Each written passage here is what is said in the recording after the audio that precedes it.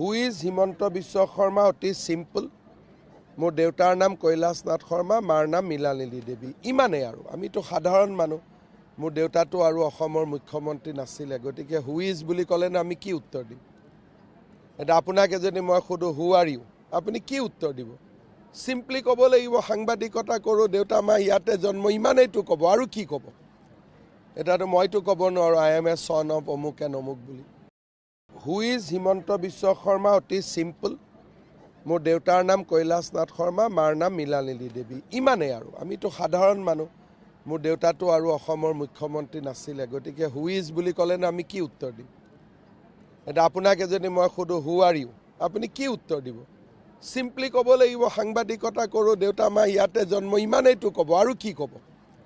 এটাতো মইতো ক'ব নোৱাৰোঁ আই এম এ চন অফ অমুক এণ্ড অমুক বুলি